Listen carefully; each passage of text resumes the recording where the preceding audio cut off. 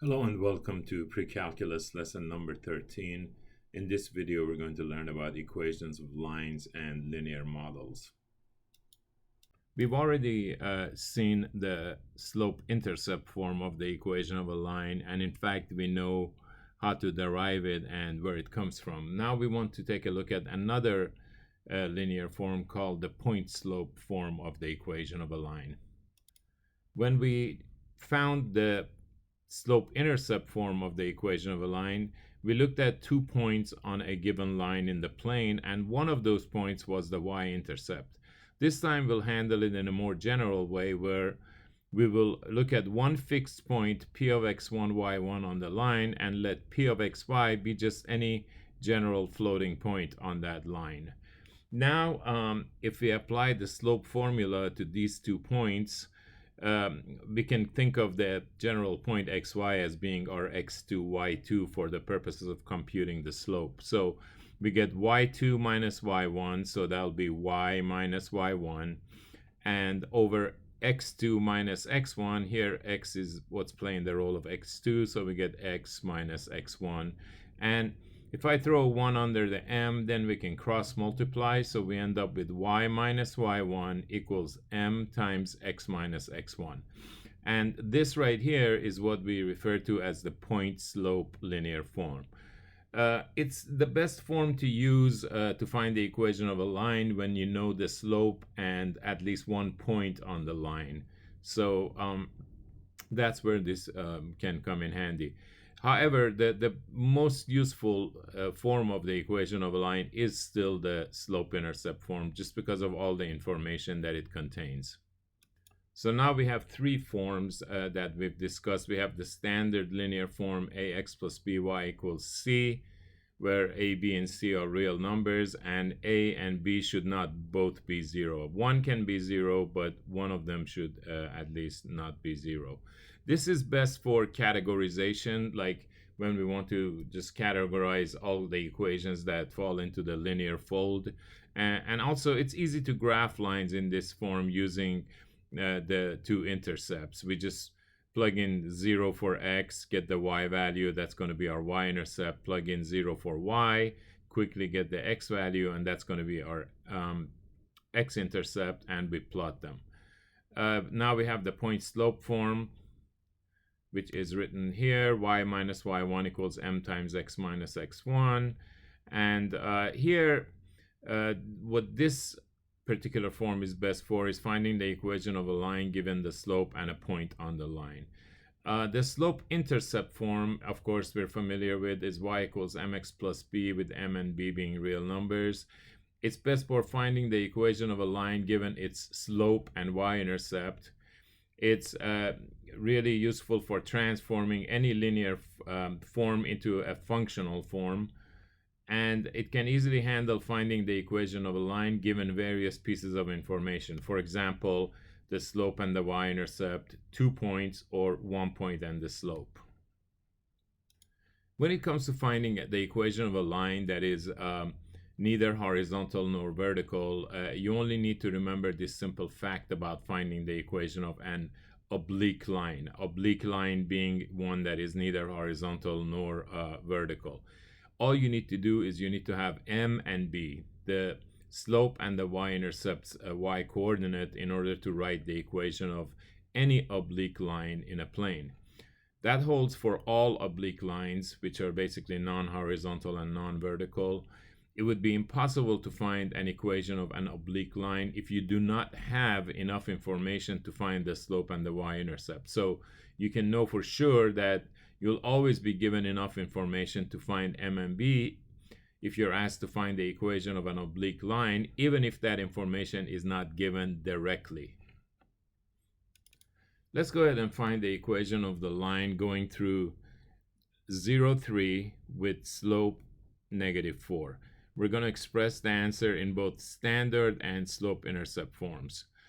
We want to use both the point-slope approach as well as the slope-intercept approach so that we can get comfortable with both.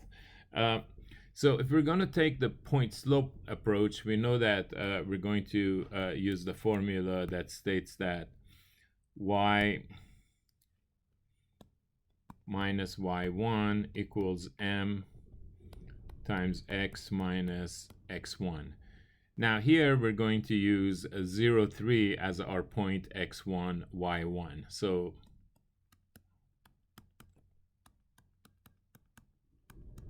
and we know the slope is -4.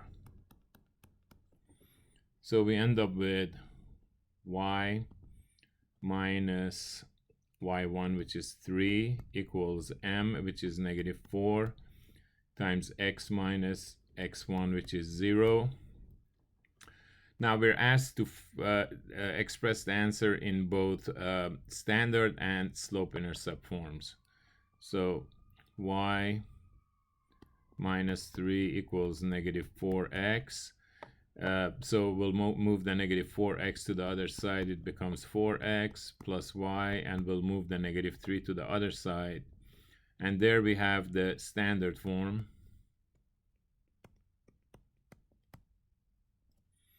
To get the slope-intercept form, we just have to solve that for y. So we get y equals -4x plus 3. All right, so that's the slope-intercept form. All right, now if we're going to use the slope-intercept approach, we need m and we need b. Notice that in this particular example, we have both.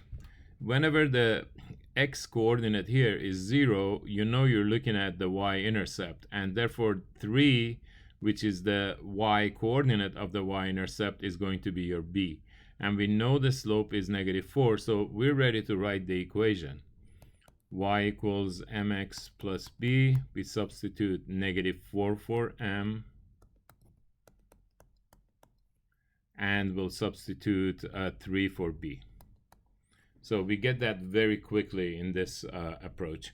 And of course, there's the slope-intercept form. If you wanted to put it in standard form, just solve it for, move the x and y to the same side. So we get 4x plus y equals 3.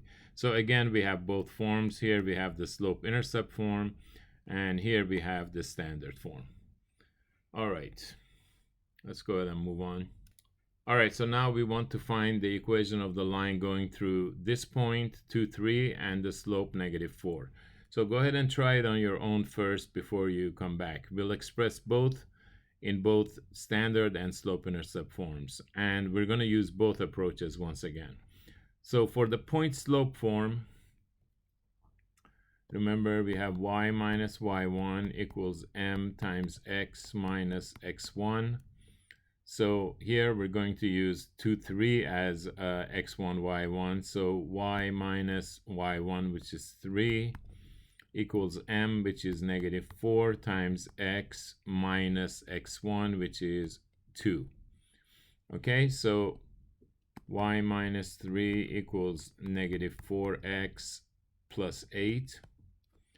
So we'll go ahead and move the -4x to the other side. It becomes +4x. We're adding 4x to both sides, basically, plus y. And we'll go ahead and add 3 to both sides to move the -3 to the other side. So it becomes +3. So we get 4x plus y equals 11. So there's our standard form. To get the slope-intercept form, we just need to solve that for y. So we get y equals -4x plus 11. And there's the slope-intercept form. All right. So if we want to use the slope-intercept approach, then we remember that we need m and b. We do have m, so we need to look for b, right? So we have y equals mx plus b. We know that 2, 3 is on the line, so it's going to be satisfying this equation if we plug in 3 for y and 2 for x. And of course, we know that m is -4 plus b. And so we get 3 equals -8 plus b. So b is going to be 3 plus 8 which is 11. So now we have the y coordinate of the y-intercept, which is b, and we have m. So we're able to write the equations. We have y equals mx, so negative 4x plus b, which is 11. So here we have the slope-intercept form, and of course, if we want the standard form, we just move the negative 4x to the other side, and we end up with the standard form. All right, so there is another example. Notice this particular problem lends itself well for to the point slope approach, but notice how efficient the slope-intercept approach is. The reason I show you both is because eventually I want you to realize all you really need to know is the slope-intercept form. With that, you'll be able to find the equation of any oblique line that you like. So now what we're given is 2 points, negative 3, 6, and 4, negative 2, and we're going to find the equation using both approaches. Now, if I'm going to use the point slope approach, I need the slope. I know I need a point as well. I have plenty of that. In fact, I have more than 1 point. And of course, I can use either point once I have the slope. So let's go ahead and find the slope first.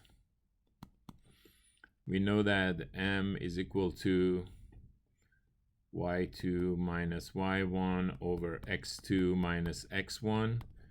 So y2 is negative 2 minus y1, which is 6, over x2, which is 4 minus x1, which is negative 3.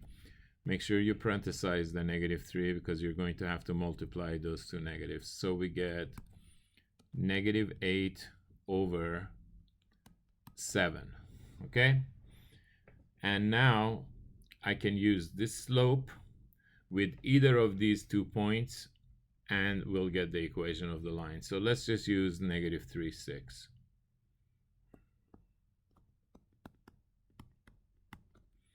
So we have y minus y1, which is 6,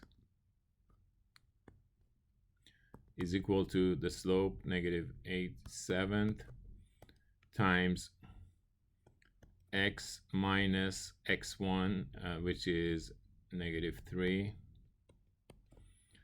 So we have y minus 6 equals negative 8/7 times x plus 3. We can quickly get rid of the fraction by multiplying both sides by 7. So we get 7y minus 42.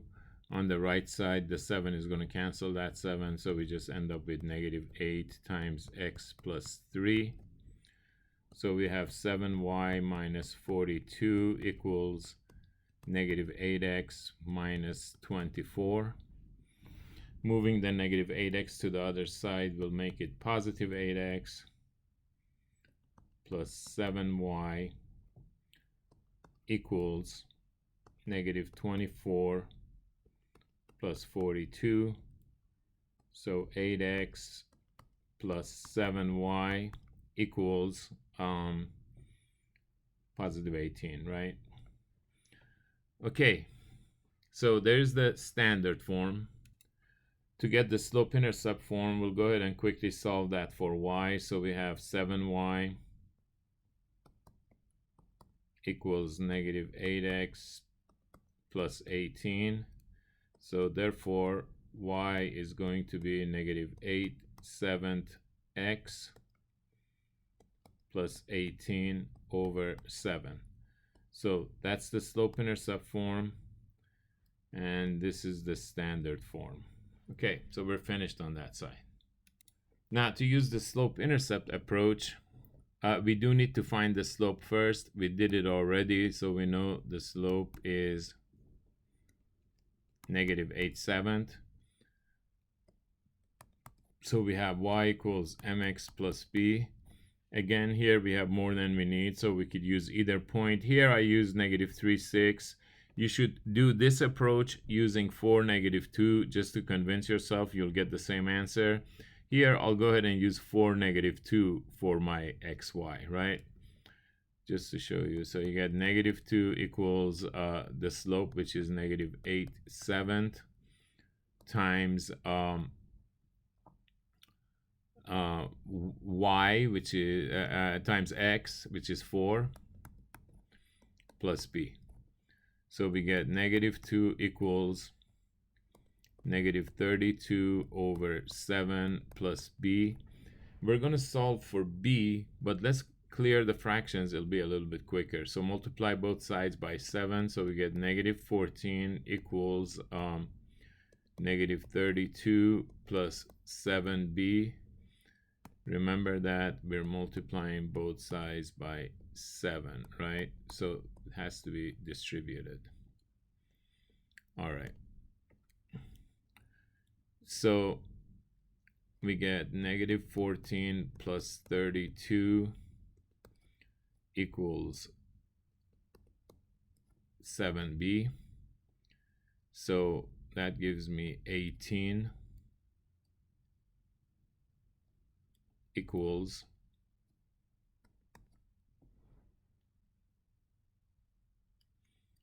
7b. So b is equal to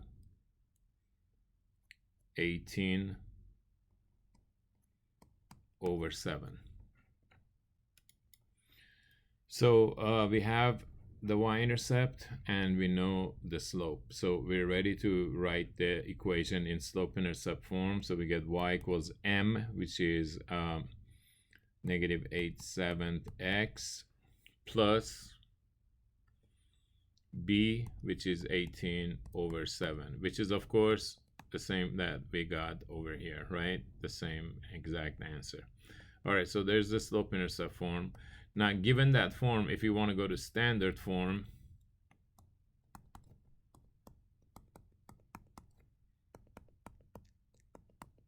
in standard form, we usually like to have integral coefficients. So we'll go ahead and clear the fractions by multiplying both sides by 7. So we get 7y equals -8x plus 18. Move the -8x to the other side. So you get 8x plus 7y equals 18. So there is the standard form. Notice that in almost every problem we've done, the slope-intercept form is a little bit quicker, a little bit more efficient, okay? So that's why I like to just stay with that. But it's always great to explore more than one method because it gives you mathematical depth, right? And a deeper understanding of what's going on. All right, let's go ahead and proceed. Let's go ahead and take a look at some special cases, which is basically finding equations of horizontal and vertical lines. All right, so here we want to find an equation of the vertical line that passes through the point 2,7. So here's the point 2,7. And of course, here's the vertical line that goes through it, right? Now, what do we know about every point on this line and its x-coordinate? Notice for all of them, the x-coordinate is going to be 2, regardless of what the y value is, right? Whether it's 4, 2, -5, doesn't matter, right? 1/2, etc. So the simple equation for this line is x equals 2. And that's all you have to do. All right, in this next one, we want to find an equation of the horizontal line that passes through the point 2,7. So here's the point 2,7. There's a horizontal line that passes through it. Now, this time, if you notice, for every point on that line, the value that's fixed and doesn't change is not the x value, but the y value. Notice that for every point on this line, the y value is 7, regardless of the x value, right? So the simple equation for this line is y equals 7. And that's all we have to do. Okay, now we want to find the equation of the x-axis, right, itself. What do we know about every point on the x-axis? We know that there's one value that doesn't change, right? It's the y value. The y value for every point on the x-axis is what? 0, right? Whether it's the origin itself 0, 0, or whether we look at this point 1, 0, or this point, say, negative 4, 0, doesn't matter. For any point on the x-axis, the y value is what's fixed, and it's always 0. It's a horizontal line going through 0, 0, basically, right? So the simple equation is y equals 0. For the y-axis, the situation is reversed. The value that doesn't change is not the y value. They can vary, right? The value that doesn't change is the x value. No matter what point you look at on the y-axis, whether it's the origin or say this point up here, maybe 0, 3, or maybe down here 0, negative 3, or any other point, you're going to see that the x value remains fixed at 0. So the equation of the y-axis is x equals 0. Simple as that. All right, in this next problem, we want to find an equation of the line passing through 1/2, negative 2/3, which has an undefined slope. So we know that 1/2, negative 2/3 is around here, right? X is 1/2, y is negative 2/3, and we want the line to have an undefined slope. That's why we know it's going to be a vertical line, because those are the lines that have undefined slope. So what is the equation of this vertical line right here? As we've been discussing, we know it's going to be x equals 1/2. So there is the equation we're looking for in this problem.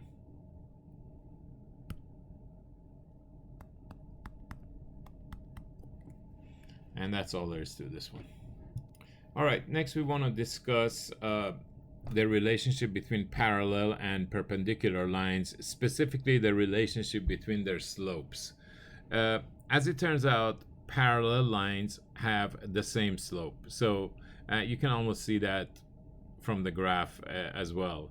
It takes the same kind of action to go, from one point to another point on this line as it does to do on this line. So it's not surprising they have the same slope. Now, perpendicular lines, on the other hand, have negative reciprocal slopes. So that means if L1 is perpendicular to L2, then M1 is going to, meaning the slope of L1 is going to be negative 1 over M2. That's what we mean by negative reciprocals. One nice way of remembering that is that the product of their slopes is negative 1. I'm sure you've noticed that many of the topics we've covered so far have been review topics from algebra. However, we will take things a bit further than we did in an algebra class. For example, previously we may have simply stated these two facts about the slopes of parallel and perpendicular lines. Here we'll go ahead and take a look at the proof of these two theorems. All right, first we'll go ahead and prove that if two lines are parallel, then their slopes are equal. For this proof, we'll take a very geometric approach and utilize some of the concepts we learned in a geometry class to get this proof done. So suppose that these are our parallel lines here, L1 and L2, and we go ahead and construct a vertical transversal that cuts the two lines at these 2 points, A and D. Now, if you notice, we know from geometry that when two parallel lines are cut by a transversal, then these would be corresponding angles and they are congruent. So that's the first fact that we can establish from what's given to us and the transversal that we have constructed. Now, we can also construct two perpendiculars to the transversal, which will also cross our parallel lines. And notice that the perpendiculars, of course, are perpendiculars to a vertical line. Therefore, they're going to be horizontal lines. And this means that this angle here, which we have called angle 3, and the one here, which we've called angle 4, are going to be congruent as well. Why? Because all right angles are congruent, right? They're all 90 degrees, therefore congruent. So we know that as soon as we have shown that two corresponding angles in two triangles are congruent, the two triangles must be similar. So now we established that fact, the fact that triangle ABC here is similar to triangle DEF. So this is true by the AA similarity postulate. Now, we also know that similar triangles are proportional. So for example, B is to A as E, which is the length of this side, is to D, right? Now, what is the slope of line L with the setup we currently have? Notice that on line L, for every A units forward, we have to go B units upward, right? So therefore, we know that the slope of line 1, which we call M1, is going to be B over A. And for line 2, we can see that for every D units forward, we have to go E units upward. So we know that the slope of line 2, which we call M2, is going to be E over D. And these are just by definition of slope, right? But look, we just established that B over A equals E over D because of the similarity of these two triangles. Therefore, what have we just proven? We've proven that M1 is equal to M2 because of the fact that those quantities are equal. So a very nice, simple geometric proof, but important that you be able to carry on a simple proof like this as you make your way to calculus and more advanced mathematics courses. All right, so next we're going to prove that if two lines are perpendicular, then their slopes are negative reciprocals of one another. So M1 equals negative 1 over M2, and M2 equals negative 1 over M1. Now, regardless of where our two perpendicular lines are situated, then what we can do without loss of any generality is to move the pair together, without changing the shape, to where we place the point of intersection at the origin. The formal name for this is translation. So we translate the two lines so that their point of intersection coincides with the origin. Now we do that because the algebra becomes much, much cleaner and simpler. And also because once we've shown this, it would be also true for a translated pair. It's just that these numbers would have been a lot more involved, and our algebra would have become much messier. All right, so now pay attention to what we have here. We have the two lines L1 and L2, which are perpendicular.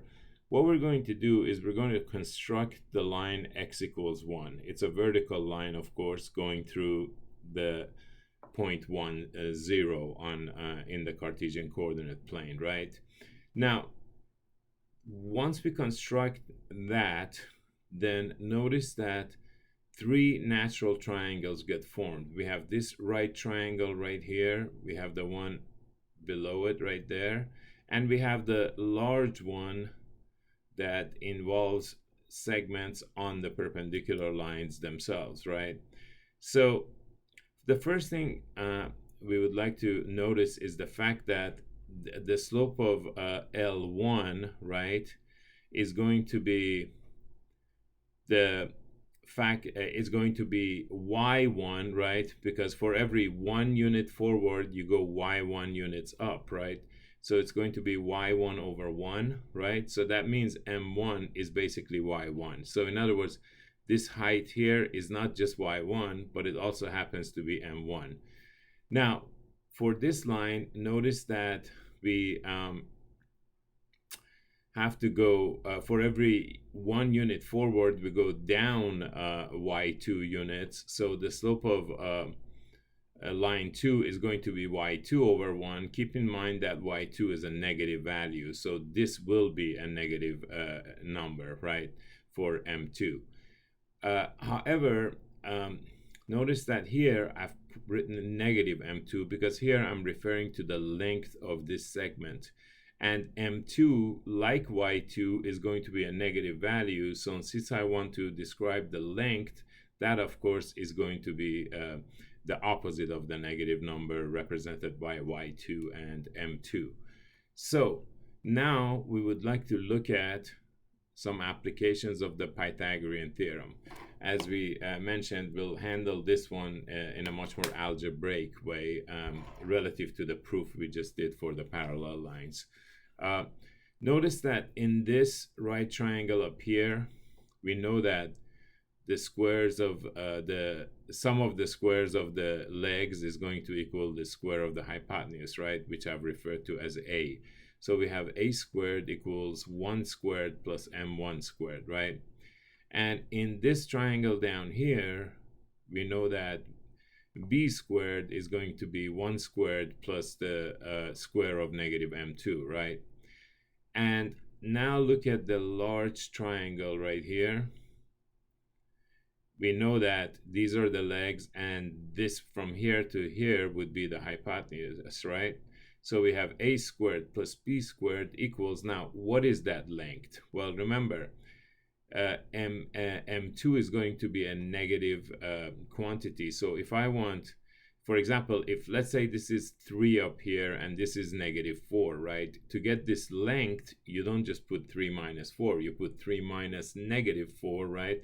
So it actually becomes 3 plus 4, which is 7, right? So basically you have to subtract. Whenever you have a larger number and a smaller number, you subtract the smaller from the larger to get the length, right? So that's why we have m1 minus m2 for this length, right? Which is the same as this length, of course, right? Now it's y1 minus y2 happens to be the same as m1 minus m2. Now, so we get a squared plus b squared equals the square of m1 minus m2.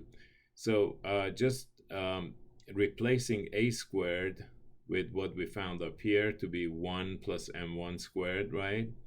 Plus we replace b squared with what we found here, which is 1 squared plus, of course, remember, the square of negative m2 is going to be the same as the square of m2, right? So we just put m2 squared, because when you square a negative, that becomes positive, right? So we get equals the square of m1 minus m2, right? Now, here we get m1 squared plus m2 squared plus 2. And here we just expand that out. So we get m1 squared minus 2m1 m2 plus m2 squared. Now, notice that we have m1 squared on both sides and we have m2 squared on both sides, so they cancel out, both of them. So we're left with 2 equals negative 2m1 m2. Dividing both sides by 2 gives us 1 equals negative m1 m2. Now if I solve this for m1, I get m1 equals negative 1 over m2, and if I solve it for m2, I get m2 equals negative 1 over m1. And that is basically the end of the proof. We just proved exactly what we wanted to prove. So a very nice, clean proof of an important fact. And again, you should be able to carry on a proof of this magnitude on your own at this point in your mathematical endeavors. Okay, so make sure that you can actually handle this one on your own. And then we'll proceed. All right, so let's look at an application of what we just learned. We want to find an equation of the line passing through 2, 5, which is parallel to the line with this equation, right? So we remember the fact that parallel lines have equal slopes, right? So we have a point, and indirectly we have the slope, right? So first, we're going to establish the slope of this line. So we have 2x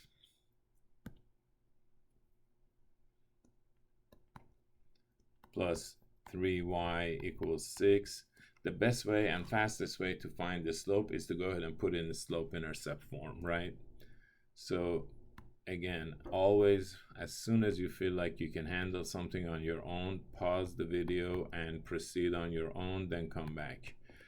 So we get this, and in this way the videos will go much faster anyway, right? You will be surprised how much of it you'll just be able to fast forward through if you try that. All right, so we get 3y equals negative 2x plus 6. Now we divide both sides by 3, so y equals negative 2/3 x plus 2, and there we have the slope. So remember, this is m x plus b, right? So there's the slope, so m equals negative 2/3.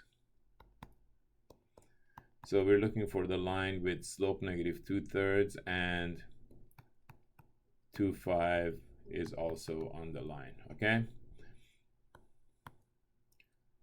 All right, so remember, I'm a big fan of the slope-intercept form approach, so we're just going to say y equals mx plus b. So we're going to use these as the particular x and y values that we're going to plug in with together with m to solve for b, right? So we get 5. Remember, this equation holds for any ordered pair xy that happens to be on this line. So, well, this itself is one of the points on the line, so it must satisfy the equation as well. So we get 5 equals negative 2/3, which is m times x, which is 2, plus b. So we have 5 equals negative 4/3 plus b. Okay, best thing is do is declare that fraction. So we multiply both sides by 3. We get 15 equals negative 4 plus 3b. Don't forget to distribute on the right side. It's the most common error students make. You have this, so you have to distribute, right? So we have 15 plus 4 is 19 equals 3b. So b equals 19 over 3. Now we're ready to go ahead and write the equation of the line, right? So we have y equals, remember, mx plus b. So we know m now, negative 2/3. X plus b, which is 19 over 3. Okay, and there's the slope-intercept form of the equation of the line. Now, if they happen to want the answer in standard form, that's easy to do as well, right? We would just go ahead and multiply both sides by 3, so we would get 3y equals negative 2x plus 19. Then we would move the negative 2x to the other side. So 2x plus 3y equals 19, okay? So there's that. All right, so we also want to know the equation of the line that passes through that point and is perpendicular to this particular line, okay? So because we already went through the stages of putting this in slope-intercept form, we're just going to use that. So we know the equation of this line in slope-intercept form equals negative 2/3, y equals negative 2/3 x plus 2. Now this time I want the slope of the line that's perpendicular to it, right? So I need to take the opposite reciprocal. So the opposite of a negative number is a positive number, and the reciprocal of 2/3 is what? Is 3/2, right? So this is the slope of the line that I'm looking for, and 2,5 is also on the line. So the rest, the approach is the same. So we have y equals mx plus b. The only difference is the slope we're going to use, right? So we get 5 equals 3/2 times 2 plus b. Here the 2's will cancel out, right? So we get 5 equals 3 plus b. And that gives us b is equal to 2. So we are ready to go ahead and write the equation of the line that goes through 2,5 and is perpendicular to this line. So we have y equals m, which is 3/2 x, plus b, which is 2. There's the slope-intercept form, and if we want to get the standard form, that's easy. Multiply both sides by 2, so we get 2y equals 3x plus 2. So if we move the x to the left side, we get negative 3x plus 2y equals 2. We could have, of course, moved the 2y to the other side, which would have saved us one step. But I wanted you to see this. In case you run into this, we usually don't like to leave the final answer with a negative lead coefficient. So we'll go ahead and multiply both sides by -1. It'll look nicer, right? Like that. Okay, so that would be the standard form. And that's basically all there is to such a problem. It's just that both of them are very similar, except the slopes that you're going to use are of course going to be different. Okay, I just got something, the usual inspection that I do immediately after finishing a problem, which is here I didn't practice what I preach. I didn't distribute, so it's always good to show the distribution. But here, notice that this 2 should have been a what? Remember, we're multiplying both sides by 2. So that should be a 4. And so that changes this to 4. And we end up with 3x minus 2y equals -4. Okay, so quick correction there. I was going to redo the video, then I'm like, no, I'm human, you're human, these things happen, it's good to see. But I do always double check whenever I have a fractional situation, in fact, to make sure that I haven't left anything behind. So you should always get into the habit of doing that as well, and that should help you out.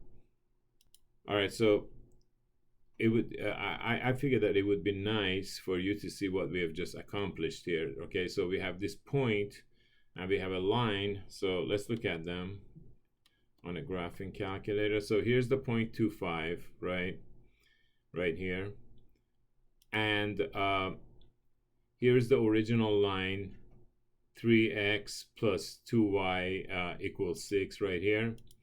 And we found the equation of the green line, which is the line going through that point, which is parallel to the original line that we were dealing with. And we also find the equation of this purple line, which is the line which is perpendicular to the original line and goes through that specific point. Okay, so that's what we just accomplished in the previous problem. All right, here's a problem where we're going to find the slope and the y-intercept. Again, there are different approaches, but the best approach is to go ahead and just put that into slope-intercept form.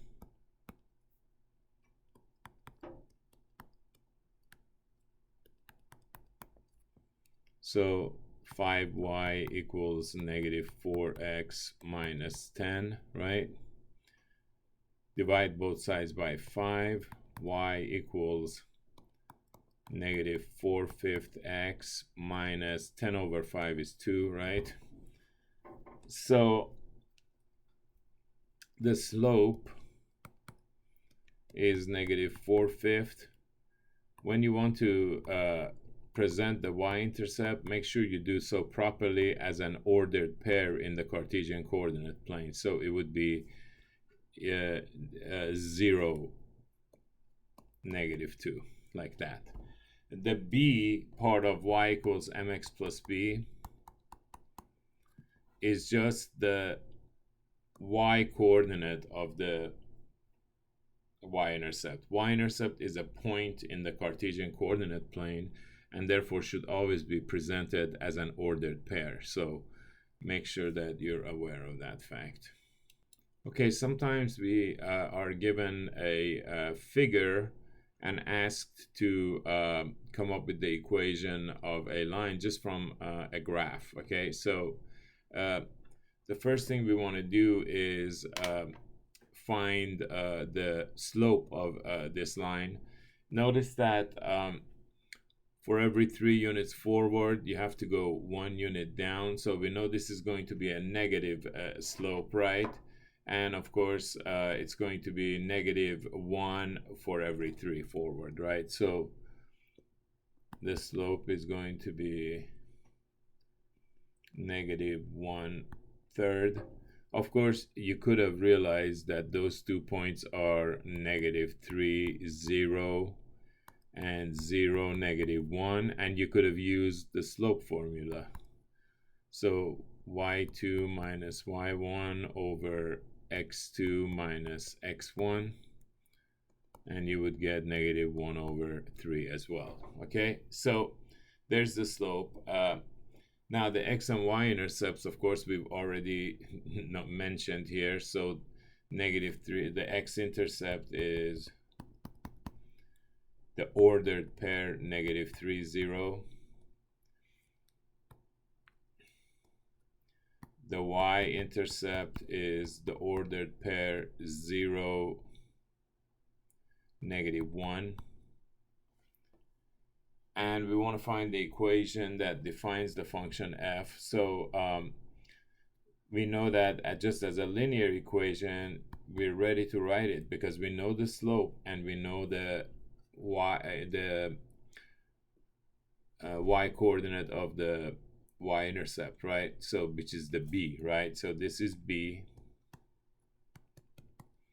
and there's the slope. So we have y equals -1/3 x plus -1, which just becomes what? -1, right? So there is the equation that defines the line. Now, if all we have to do, if we want to put it in functional form, just replace y with f of x, right?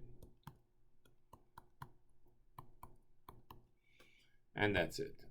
We just described it as a function of x. All right, so very simple, but make sure that you can handle it, and we'll proceed. All right, next we're going to take a look at some modeling, and particularly finding an equation of a line that models some data. So average annual tuition and fees for in-state students at a public four-year, public four-year colleges are shown in the table below, not just one college, for selected years and graphed as ordered pairs of points where, now we discussed this, rather than using the year, we will pick 1 year as the, t = 0 kind of year, the starting point, and then we just add values of a 1 at a time to go to future years. So 2013 is represented by x = 0, and then x = 1 would be 2014. As for example, 2018 would be what? Just subtract 2018 minus 2013, that would be 5. And y represents the cost in dollars. This graph of ordered pairs of data, as you know from statistics, is called a scatter diagram. Now, we want to find an equation that models this data for us. Now, we have to pick a couple of those points that we think is best representative of them, all the points, and draw a line that fits the model as well as possible. All right, so it appears that if we use these 2 points, if we draw a line, let's take a look. Let's see if I can do this. Okay, that didn't work well.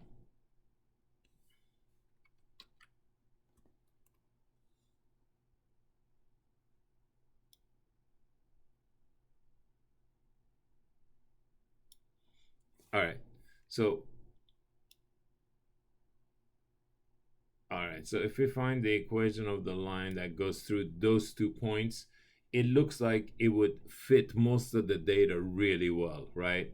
So there's only one that's kind of left off here. So let's go ahead and pick the points for the year 0 and the year 3, right? So if we redo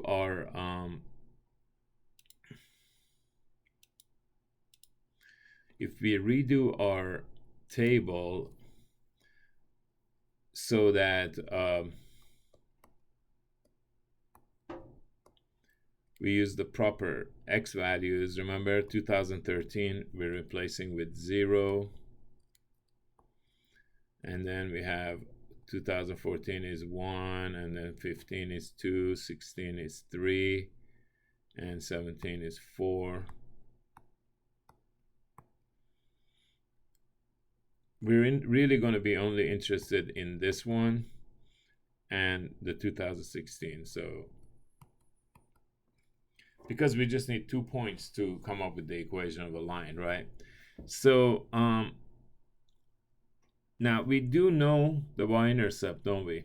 It's right there. Remember, when the x coordinate is 0, whatever this is going to be the b value, which is the y value of the y-intercept, the y coordinate of the y-intercept. So all we need is to find the slope. Let's go ahead and find the slope. So we can start out by saying b equals 80, 70. We need m, right? Now m is of course going to be easy, so it's going to be y2 minus y1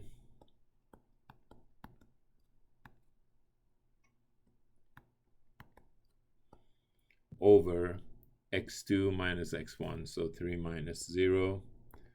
Now we did one of these problems in our last video where we didn't do this kind of replacement and we just used the years. It worked fine, but remember the numbers got really large. It was a little bit harder to handle, whereas with these nice smaller numbers, our equations are going to be much tamer and the arithmetic is going to be much nicer. All right, so we're going to figure that out. All right, so we have 8778 minus 8070, and we're going to exit those set of parentheses and divide by 3 minus 0, which is just 3, and we get 236. So we're actually ready to go ahead and write the equation because we know m and we know b. Remember, that's all you need to write the equation of a line, right? So y equals what? M, which is 236, x plus b, which is 8070. Okay? So there's the equation of the linear model. If we want to, we can even replace y with f of x to make it really look like a model, right?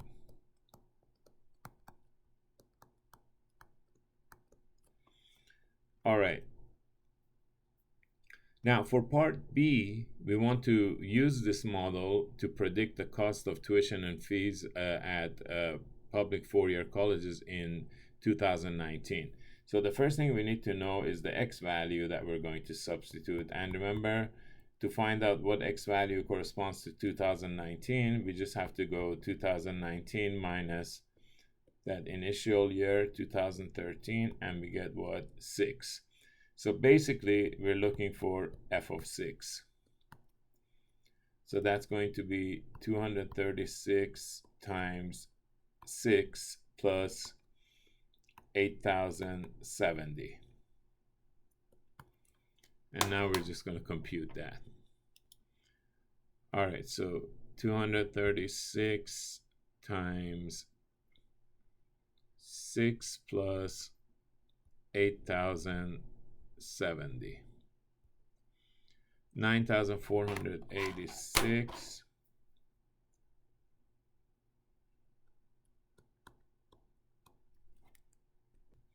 So we just established that according to this model, the cost of tuition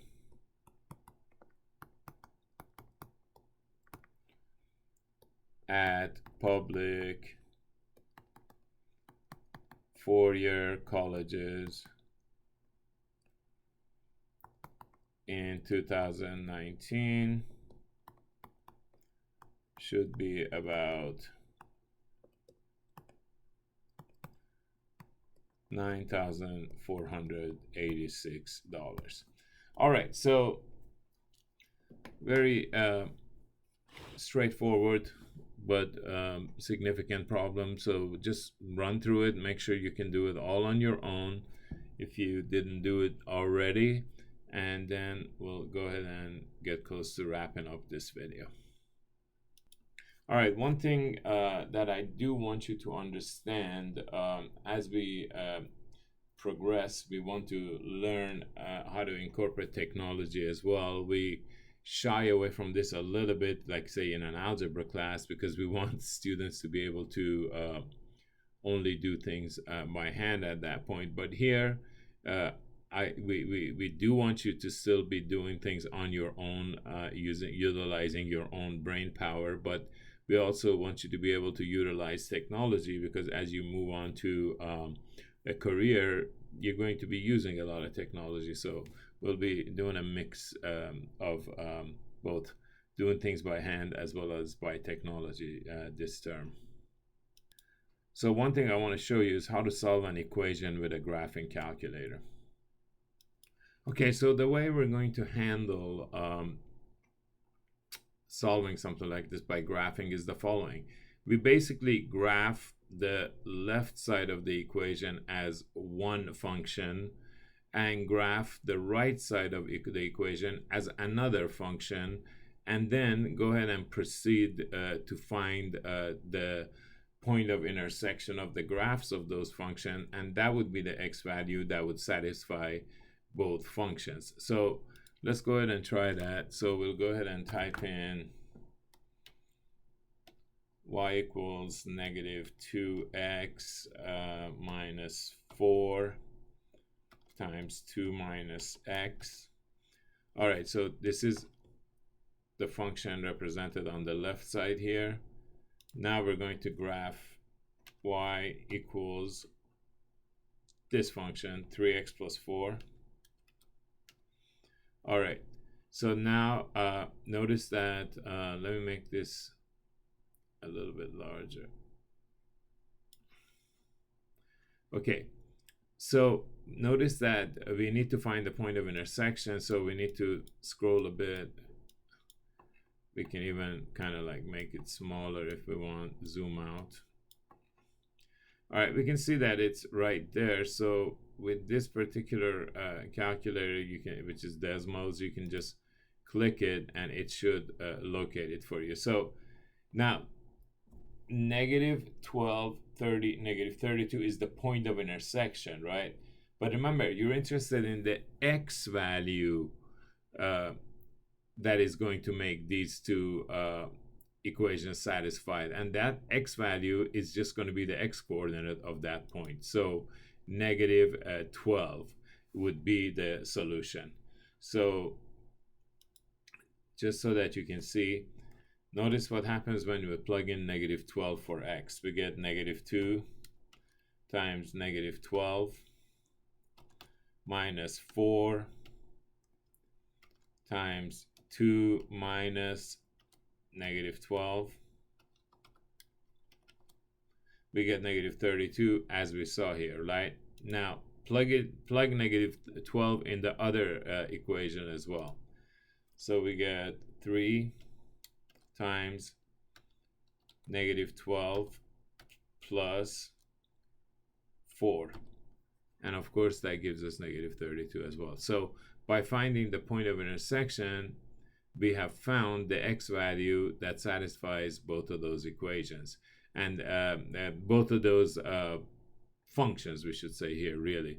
And therefore, since we want to see when those two values are equal, in essence, we have solved the original equation.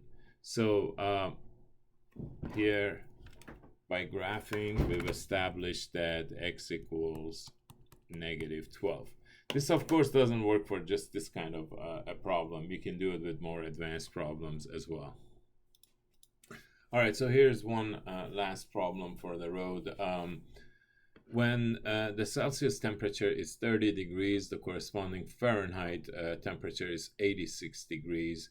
When the Celsius temperature is 80 degrees, the corresponding Fahrenheit temperature is I'm missing that. 1 second. All right, so that was 176. I don't know how it got left out. No matter how much you try to make these PDFs perfect, you always leave something out. All right, so 176 degrees. That's okay. We can handle that. Now we're going to let C represent the Celsius temperature and F represent the Fahrenheit temperature, and express F as a linear function of C. Now we've seen this a problem similar to this before, but at that time the conversion formula was given to us. This time we're going to find it ourselves. Okay, so here's what we're going to do. We're going to set up a table, and we're going to put the facts in there. We know that temperature of 30. So I'm just going to put that both of them are in degrees.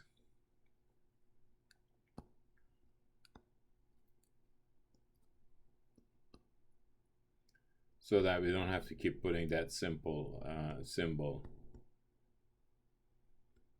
on each number. Okay, so we know that 30 corresponds to 86 and 80 corresponds to 176. Okay, so basically the task is to find the equation of the line that goes through those 2 points, assuming that the situation is linear, and it happens to be. Okay, the conversion between Celsius and Fahrenheit is done in a linear fashion. So basically we need the slope. So we can go F2 minus F1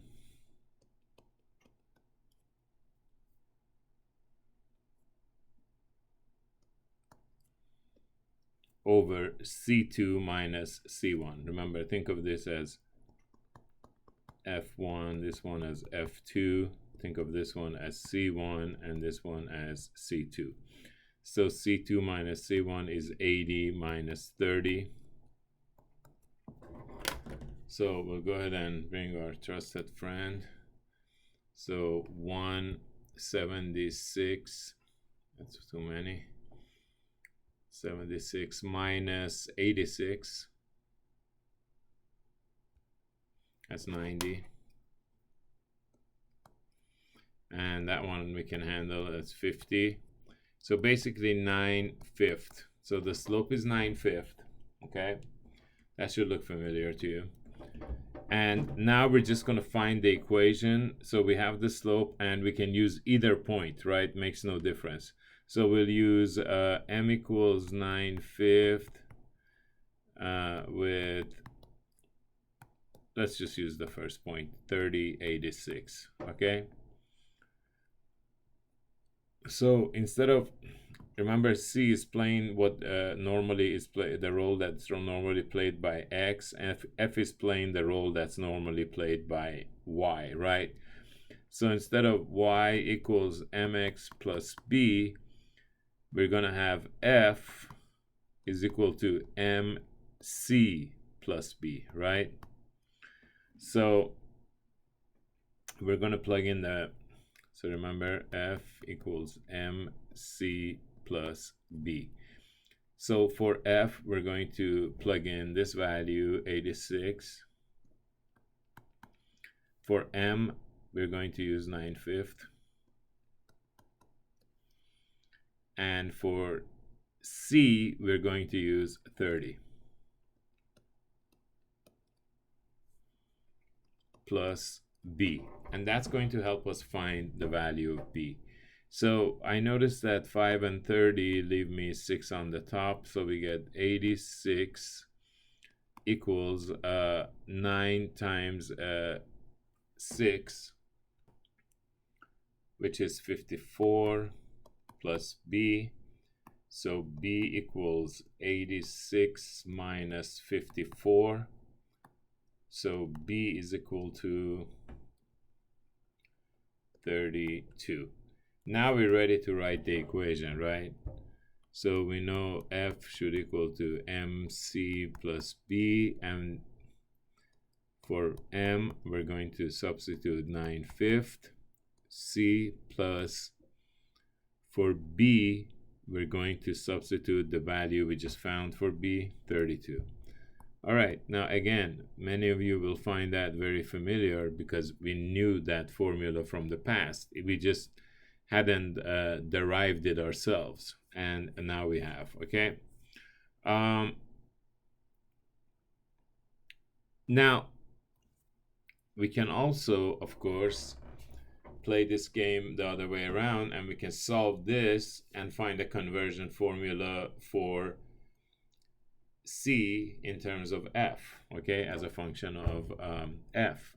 So for that purpose, the easiest thing is to clear the fractions. So we have F equals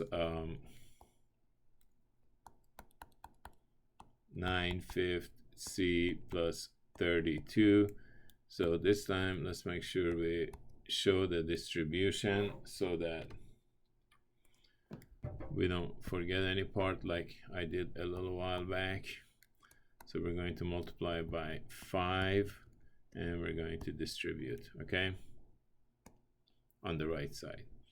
So we get 5F is equal to 9C plus, let's see, 5 times 30 is 150, 5 times 2 is 10, 150 and 10 gives us what? 160. So remember, we're solving for C, right? So let's go ahead and keep 9C over here and move this to the other side.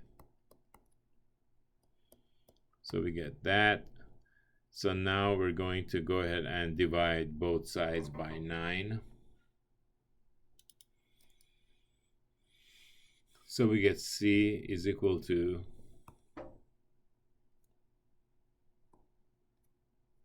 5/9 F minus 160 over 9. Oftentimes you'll see this in a different format. I'm just going to flip this equation around and put the C on this side and put this on the right side. We can always do that. Remember, if A equals B, then B equals A, right? And what I'm also going to do is I'm going to factor out a 5/9, right? That will leave us F minus, of course, here, because the denominators are the same, all I need to do is find out what I need to multiply 5 by to get 160, and I know what that is. That's 32, right? We just saw that. All right, so F minus 32. All right, so that's basically how we would go about doing that. Now, the last thing that we want to establish is that for what temperature is F equals C? So basically, I can either make this F here a C, or I can come here and turn this C into F and solve. No matter which one of those two equations, I'll get my I get my result. And again, that particular part I know we've seen before. So I'm going to go ahead and clear this right part, left part here, so we can open some space for that, okay?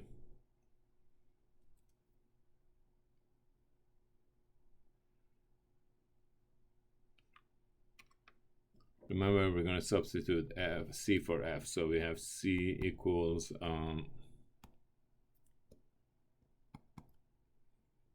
9/5 C plus 32. We're going to go ahead and multiply both sides by 5 to clear the fraction. Don't forget to distribute. So we get 5C equals 9C plus 160. So 5C minus 9C equals 160. So negative 4C equals 160.